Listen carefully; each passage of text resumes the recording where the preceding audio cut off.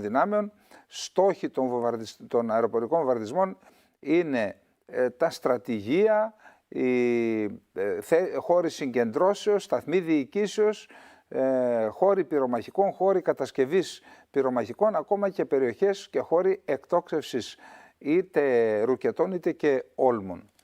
Οι βομβαρδισμοί αυτοί προκάλεσαν σοβαρές απώλειες ανάμεσα και στους αμάχους.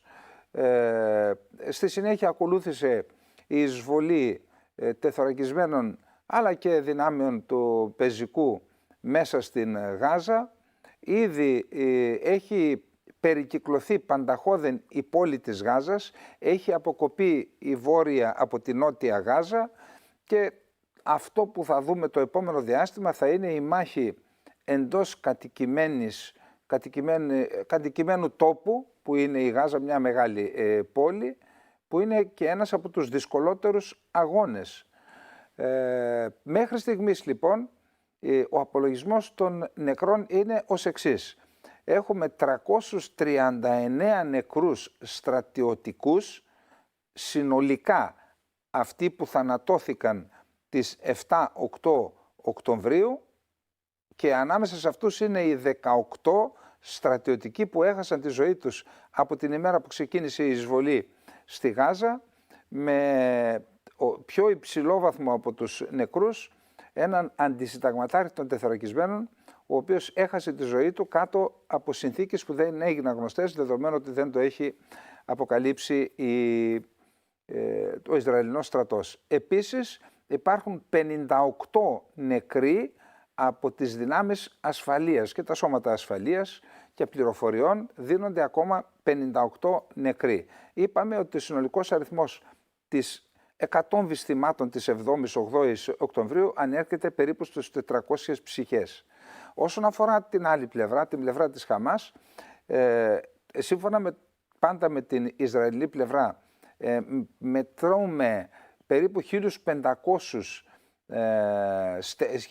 στελέχη της Χαμάς και υψηλόβαθμα στελέχη, αλλά και μαχητές της Χαμάς νεκρούς, ενώ η διοίκηση της Γάζας, που ελέγχεται από τη Χαμάς, δίνει αριθμό αμάχων περίπου 10.000, από τους οποίους το 1 τρίτο είναι παιδιά και το 1 τρίτο είναι γυναίκες.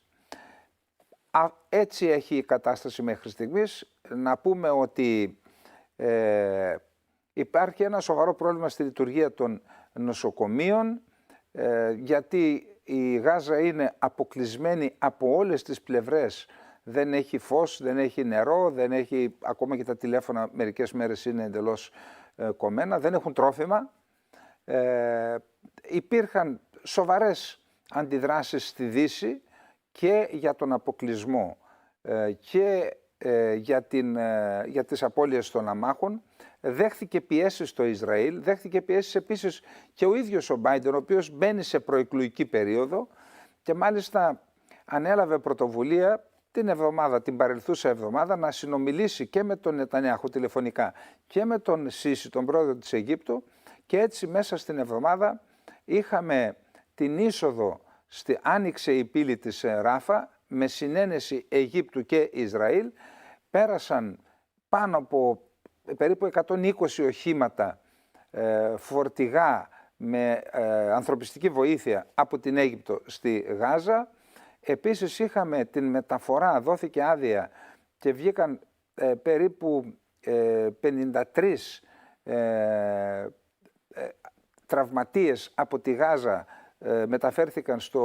διακομίστηκαν στο νοσοκομείο που βρίσκεται κοντά στη Ράφα της Αιγύπτου, και ένας αριθμός ξένων ή κατοίκων της Γάζας με ξένα διαβατήρια, και αυτοί τους δόθηκε η άδεια και εγκατέλειψαν την Γάζα. Αυτά έγιναν, όπως είπαμε, μετά από παρέμβαση του Προέδρου των Ηνωμένων Πολιτειών, ο οποίος δέχεται πιέσεις από τους μουσουλμάνους και τους Άραβες πολίτες των Ηνωμένων Πολιτειών της Αμερικής, αλλά και από ομάδες πολιτών που διαφωνούν με την πολιτική, τη θεωρούν μονοσήμαντη την πολιτική Biden, μονοσήμαντη υπέρ των Ισραηλινών, και επειδή ορισμένες πολιτείες, όπως για παράδειγμα η πολιτεία του Μίτσιγκαν, έχει 5% πληθυσμό Άραβες και Μουσουλμάνους, και το 5% ψηφίζουν όλοι μονοκούκοι δημοκρατικούς, επειδή δηλώνουν λοιπόν τότε ότι και να μην ψηφίσουν και να μην δεχτούν να ψηφίσουν τον αντίπαλο των Ρεπουμπλικάνων, θα απέχουν από τις εκλογές, που είναι κρίσιμη μάζα για να χάσει αυτήν την πολύ σημαντική πολιτεία. Επίσης και άλλες δύο πολιτείες όπου έχουν ένα ποσοστό 1,5-2,5% και αυτές είναι κρίσιμες. Ο Biden λοιπόν το μετράει αυτό και γι' αυτό έκανε την τηλεφωνική επικοινωνία και μάλιστα έστειλε την Παρασκευή, ήταν στο Τελ Αβίβ ο Μπλίνκεν, θα μεταβεί και στο Αμάν, μετέβη στο Αμάν, είχε συνομιλίες με τον Νετανιάχου. Αυτό που επιδιώκεται αυτή τη στιγμή είναι μία, όχι κατάπαυση του πυρός, μία πάυση του πυρός. Αυτό ζήτησε ο κύριος Biden, και όταν λέμε πάυση εννοούμε πάυση ορισμένων ωρών ή το πολύ ημερών. Ενώ η κατάπαυση του πυρός είναι μια συμφωνία που την δέχονται, την υπογράφουν τα δύο μέρη και έχει άλλα χαρακτηριστικά. Η πάυση του πυρός πάντα με βάση τον πρόεδρο των ΗΠΑ γίνεται ως μια κίνηση καλής θέλησης για να αφαιθούν ελεύθεροι ορισμένοι από τους ομήρους. Πάντως η θέση των ΗΠΑ και του κυρίου Μπλίνκεν προσφάτως στην Γερουσία, όταν δέχθηκε ερωτήσεις από διαδηλωτές οι οποίοι είχαν βαμμένα τα χέρια τους με αίμα, λέγοντας ότι τα δικά σας χέρια είναι βαμμένα με αίμα, ο Μπλίνκεν είπε ότι είναι δύσκολο να ζητήσουμε κατάπαυση του πυρός, γιατί αυτό ευνοεί μόνον την Χαμάς. Πέρα από την πάυση του πυρός και όχι την κατάπαυση του πυρός για ορισμένες ώρες, έχουμε ένα πολύ σημαντικό ζήτημα το οποίο απασχολεί και το Τελ Αβίβ και τις ΗΠΑ, θα έλεγα και όλες τις χώρες που εμπλέκονται με τον έναν ή τον άλλον τρόπο σε αυτόν τον πόλεμο. Το ενδεχόμενο της κλιμάκωσης του πολέμου. Ήδη την Παρασκευή, μετά την προσευχή των μουσουλμάνων, ο ηγέτης της Χεσμπολά, η Χεσμπολά είναι μια δύναμη Σιητών, ένοπλη δύναμη και πολιτική και ένοπλη δύναμη των Σιητών του Λιβάνου, υποστηρίζεται και εξοπλίζεται από το Ιράν. Μάλιστα η Wall Street Journal ανέφερε την Παρασκευή ότι υπάρχει πιθανότητα να δοθεί από την Wagner, αυτήν την εταιρεία, τη ρωσική εταιρεία που έχει ένοπλες ομάδες, την είδαμε να πολεμάει και στο Μπαχμούτ, θα δοθεί το αντιαεροπορικό σύστημα Παντσίρ στη Χεσμπολά, το οποίο είναι ένα αντιαεροπορικό σύστημα μέσων υψών, από τα πιο σύγχρονα στον κόσμο, θα αποτελέσει ένα ισχυρό όπλο στα χέρια της Χεσμπολά απέναντι είτε σε πυραυλικές επιθέσεις, είναι και αντιπυραυλικό σύστημα, είτε σε αεροπορικές επιθέσεις είναι και αντιαεροπορικό σύστημα. Ο Νασράλα λοιπόν μίλησε την Παρασκευή, έκανε ορισμένες επισημάνσεις, μίλησε αρκετή ώρα. Καταρχάς επέριψε ευθύνες στα αραβικά έθνη γιατί δεν συνδράμουν, δεν ανοίγουν τον πόλεμο για παράδειγμα εναντίον του Ισραήλ, δεν συνδράμουν στην Χαμάς. Τους είπε τουλάχιστον βοηθήστε πολιτικά ή κόψτε το πετρέλαιο, όσες μουσουλμανικές ή αραβικές χώρες παρέχεται πετρέλαιο στο Ισραήλ. Στη συνέχεια είπε ότι περίμεναν από μένα σε αυτή την ομιλία να δηλώσω ότι κηρύσω τον πόλεμο εναντίον του Ισραήλ. Μα είμαστε σε πόλεμο εναντίον του Ισραήλ από τις 8 Οκτωβρίου, είπε ο Νασράλα, και όποιος δεν είναι εδώ κοντά δεν καταλαβαίνει. Οι δυνάμεις μας έχουν χτυπήσει πολλούς δεκάδες στόχους του Ισραήλ, έχουν εκενωθεί δεκάδες χωριά και κομμοπόλεις και πόλεις από το βόρειο Ισραήλ και έχουν μεταφερθεί σε άλλες περιοχές. Κατά κάποιον τρόπο ήταν και απολογητικός, γιατί η ισχύς πυρός με την οποία υποστηρίζουν τη Γάζα δεν είναι αυτή που περίμεναν, για παράδειγμα, οι αξιωματούχοι της Χαμάς. Ήταν δηλαδή απολογητικός. Επίσης, οι δυνάμεις της Χάσδη Σάμπι είναι μια ομάδα πολιτοφυλάκων αναγνωρισμένη από το Ιρακινό κράτος και μάλιστα μισθοδοτείται και από το Ιρακινό κράτος, καθοδηγείται όμως ιδεολογικά και επιχειρησιακά από την Τεχεράνη, αριθμεί τους 300.000 ενόπλους, έχουν και σύγχρονα οπλικά συστήματα, ακόμα και πυράβλους Κρούζ. Μάλιστα υπόθηκε ότι την Παρασκευή εκτοξεύτηκε ένας πύραυλος Κρούζ από το Ιράκ, από τις δυνάμεις αυτές των Χάσδι Σάμπι, με κατεύθυνση το Ειλάτ, που βρίσκεται στο νότιο Λίβανο, στον κόλπο της Άκαμπα, στην Ερυθρά θάλασσα, χωρίς να αναχαιτιστεί από τον εναέριο χώρο των αραβικών χωρών που πέρασε, Σαουδική Αραβία και η Ιορδανία. Εξήρε λοιπόν τη στάση αυτών των δυνάμεων και της Χάσδι Σάμπι, αλλά και των δυνάμεων Αλ-Κούντς, που αριθμούν περίπου τις 40.000. Είναι οι Ιρανοί που βρίσκονται με την άδεια του καθεστώτος της Βαγδάτης, του Άσαντ, στο έδαφος της Συρίας. Εξήρε τη στάση αυτών των δυνάμεων γιατί έχουν πραγματοποιήσει περίπου 20 επιθέσεις, είτε με μη επανδρομένα αεροσκάφη είτε με ρουκέτες, εναντίον των αμερικανικών βάσεων στη βορειοανατολική Συρία και στο Ιράκ. Απείλησε μάλιστα τις Ηνωμένες Πολιτείες ότι εάν, όπως λέγεται, το είπε ο ίδιος, τα αεροπλανοφόρα που βρίσκονται στην περιοχή των Ηνωμένων Πολιτειών είναι εκεί, αν ανοίξουν τον πόλεμο ή μάλλον αν πάνε σε ένα πλήρη πόλεμο με το Ισραήλ, ότι θα τους βομβαρδίσουν, τότε είπε ο Νασράλα ότι θα δεχθούν επιθέσεις όλοι οι αμερικανικοί στόχοι σε ολόκληρη την περιοχή της Μέσης Ανατολής και της Αραβικής Χερσονήσου. Ήταν μια ευθεία απειλή δηλαδή εναντίον των Ηνωμένων Πολιτειών της Αμερικής. Επίσης ο Νασράλα κάλεσε τον μουσουλμανικό, τον αραβικό και τον μουσουλμανικό κόλπο να ενωθεί εναντίον του Ισραήλ, εκτόξευσε απειλές εναντίον του Ισραήλ. Άρα η κλιμάκωση του πολέμου θα εξαρτηθεί από τον τόνο με τον οποίο θα συνεχιστεί η επίθεση του Ισραήλ στην πόλη της Γάζας. Εάν δηλαδή υπάρχουν δεκάδες χιλιάδες άμαχοι νεκροί, τότε υπάρχει πιθανότητα, με βάση αυτά που δήλωσε και ο Νασράλα, να έχουμε κλιμάκωση του πολέμου μεταξύ Χεσμολάχ και Ισραήλ και αυτό πιθανόν να προκαλέσει την εμπλοκή και του Ιράν. Πάντως ο Νασράλα είπε ότι ο μισός Ισραηλινός στρατός αυτή τη στιγμή έχει προσανατολιστεί στα σύνορα με το Λίβανο και μάλιστα οι επίλεκτες δυνάμεις, όπως είπε, βρίσκονται στα σύνορα με το Λίβανο.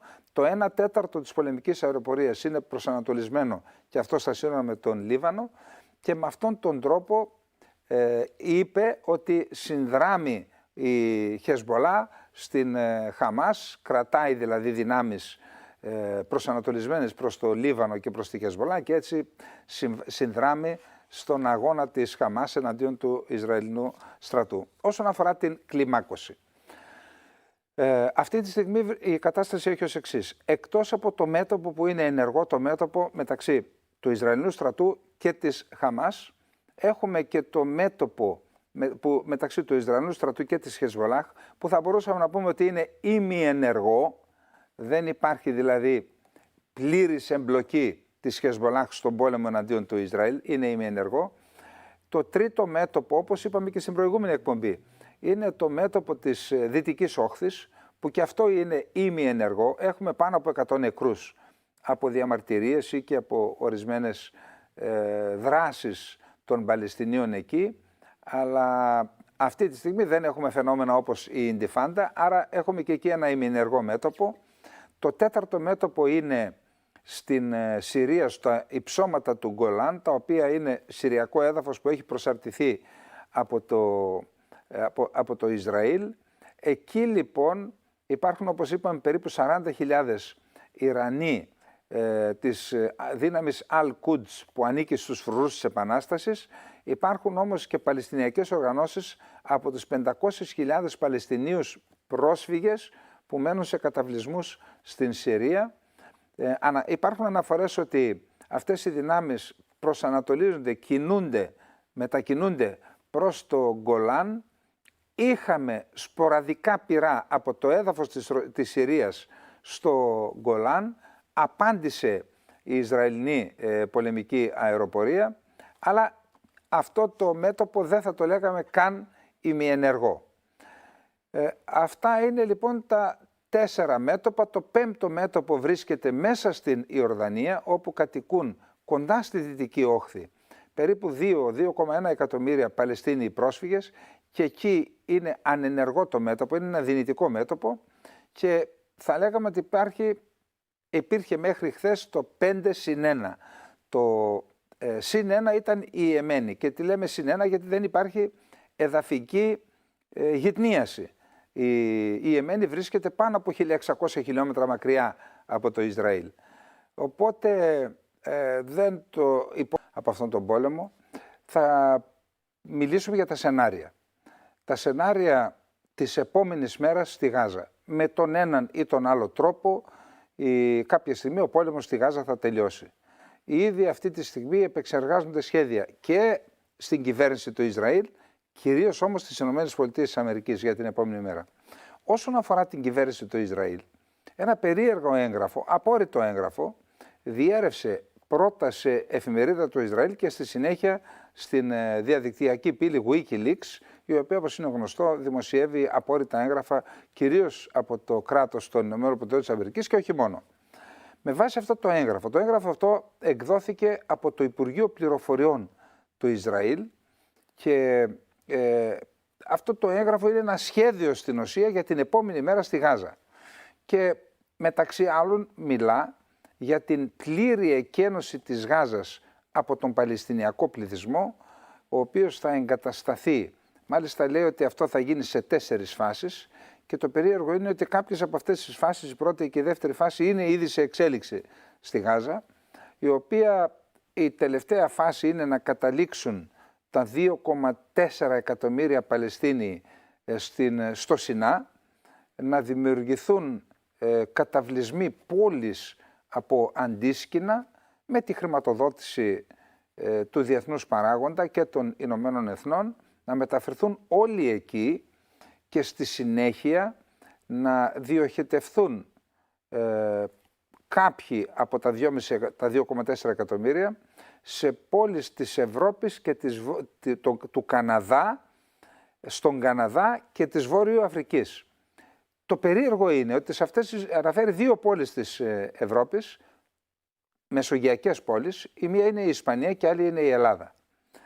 Και μάλιστα δεν αμφισβητήθηκε η γνησιότητα του εγγράφου. Είχαμε και δήλωση από το Υπουργείο Πληροφοριών που είπε ναι, είναι ένα σχέδιο αλλά δεν είναι δεσμευτικό. Δεν έχει εγκριθεί, δεν έχει την έγκριση δηλαδή του Υπουργικού Συμβουλίου και δεν είναι δεσμευτικό. Είχαμε και αναφορά σε αυτό το σχέδιο, το οποίο μάλιστα ο Μάρκ Γκρόσμαν στο Bloomberg το χαρακτήρισε και καταστροφικό. Το περίεργο είναι ότι ενώ υπάρχει αναφορά στην Ελλάδα, δεν είχαμε καμία δήλωση ή διάψευση από ελληνικής πλευράς. Και όντως γεννώνται ερωτηματικά πώς είναι δυνατόν ένα Υπουργείο. Εν πάση περιπτώσει, παρόλα αυτά είναι σημαντικές οι αναφορές του Ερντογάν. Ο Ερντογάν χαρακτηρίζει ως απελευθερωτική οργάνωση την Χαμάς, όχι ως τρομοκρατική οργάνωση. Πολλές φορές χαρακτηρίζει το κράτος του Ισραήλ. Λέει δεν είναι κράτος, είναι οργάνωση Ισραήλ με τον αραβικό και τον μουσουλμανικό κόσμο. Τώρα όλα αυτά είτε έχουν παγώσει, είτε σε ορισμένες περιπτώσεις ακόμα και έχουν καταρρεύσει.